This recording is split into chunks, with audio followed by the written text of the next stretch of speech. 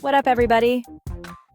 And let's just say, I'm so excited because today we're about to take a huge bite out of Italy. We're talking about Florence, the city of art, history, and probably the best gelato in the world. Don't at me, we'll get there. Welcome to our journey through the heart of Florence, Italy. Get ready to have your minds blown by stunning architecture, masterpieces that'll make you question how paint can even do that. And food? Oh my God, the food. Seriously, if carbs could talk, Italian ones would be dropping the hottest verses. So buckle up, because we're about to explore the best places, culture, food, and entertainment this beautiful city has to offer. Get ready to say Mamma Mia, a whole lot, because trust me, you're gonna need to. Let's go. Okay, first up, we're hitting up a place that's basically the Beyoncé of buildings in Florence. I'm talking about the Florence Cathedral, also known as the Duomo. Now, I know what you're thinking. A church? Really? NDTC? That's your number one? But trust me on this one. This isn't just any church, it's an architectural masterpiece. Seriously, the dome itself is iconic.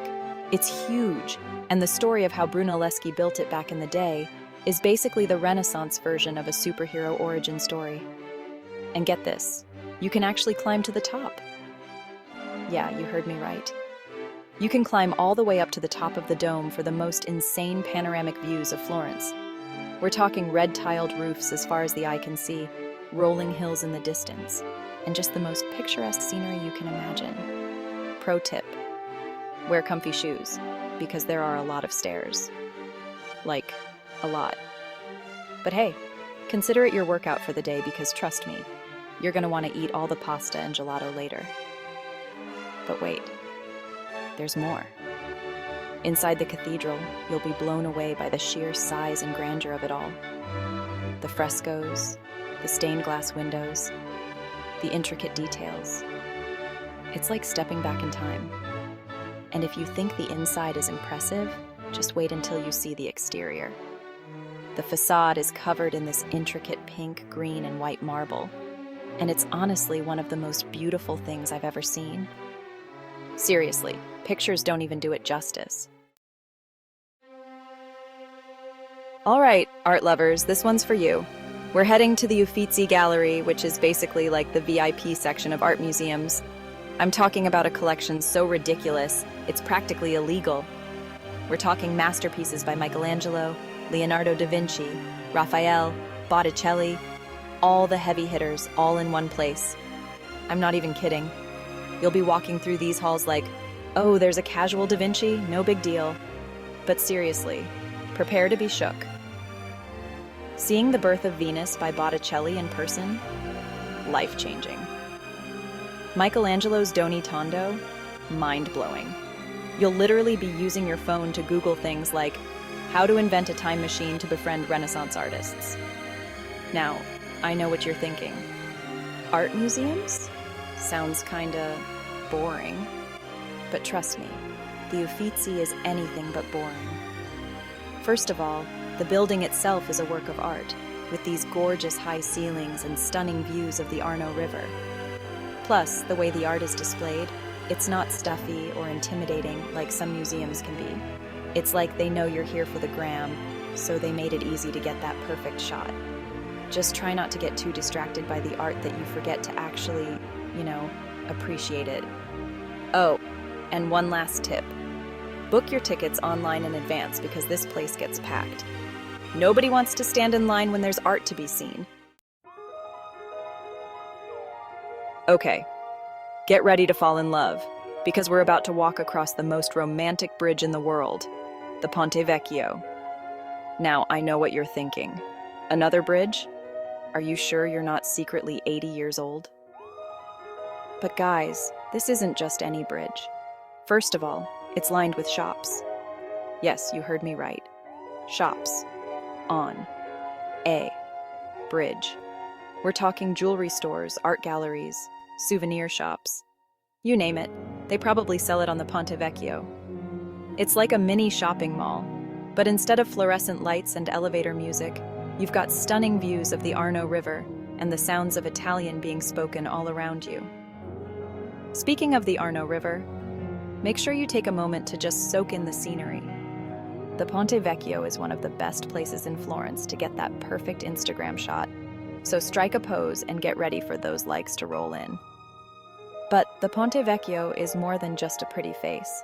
It's actually the only bridge in Florence that wasn't destroyed during World War II, which makes it a pretty big deal historically. Plus, legend has it that if you and your significant other kiss under the Vasari corridor, that's the covered walkway that runs along the top of the bridge, you'll be together forever. So whether you're a history buff, a hopeless romantic, or just looking for a unique shopping experience, the Ponte Vecchio is a must-visit when you're in Florence. Okay, after all that walking and museum hopping, it's time to slow things down and enjoy some peace and quiet at the Boboli Gardens. Now, I know what you're thinking. Gardens? Are you losing me? But trust me on this one. The Boboli Gardens are not your average park. We're talking about a sprawling green oasis right in the heart of Florence, with hidden fountains, secret grottos, and sculptures that look like they're straight out of a fairy tale. Seriously, you could spend hours just wandering around these gardens, discovering something new at every turn. Pack a picnic, grab a gelato, because when in Rome, I mean Florence, and just relax and enjoy the scenery. But the Boboli Gardens are more than just a pretty place to relax. They're actually a UNESCO World Heritage Site, and they're considered one of the earliest and most important examples of the Italian garden. So, you're basically getting a history lesson while you're enjoying your gelato. Oh, and if you're a fan of panoramic views, and let's be real, who isn't?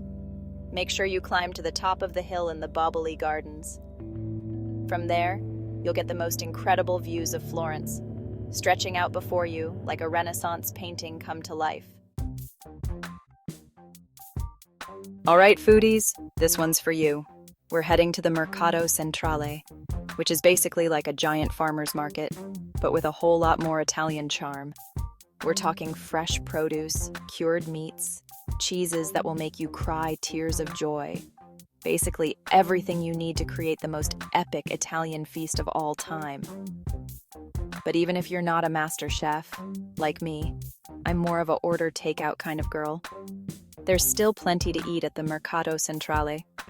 We're talking street food stalls selling everything from lampredotto, that's a traditional Florentine sandwich made with cow's stomach. Trust me, it's better than it sounds. To freshly made pasta to, of course, gelato. But the Mercato Centrale is more than just a place to eat. It's a sensory experience. The sights, the sounds, the smells, it's all part of the charm. So take your time, wander around, and soak it all in. And don't be afraid to try something new. You might just discover your new favorite Italian dish. Just make sure you come hungry, because you're going to want to eat everything in sight. And there you have it, folks. Florence in a nutshell, or at least the tastiest, most beautiful, and most Instagrammable nutshell you've ever seen. Thank you for joining us on this incredible tour of Florence. We explored stunning architecture, got lost in world-class art, strolled across romantic bridges, found peace in serene gardens, and ate our weight in delicious Italian food. What more could you ask for? Don't forget to like, subscribe, and hit the bell icon for more amazing travel videos. Ciao, and see you in our next adventure.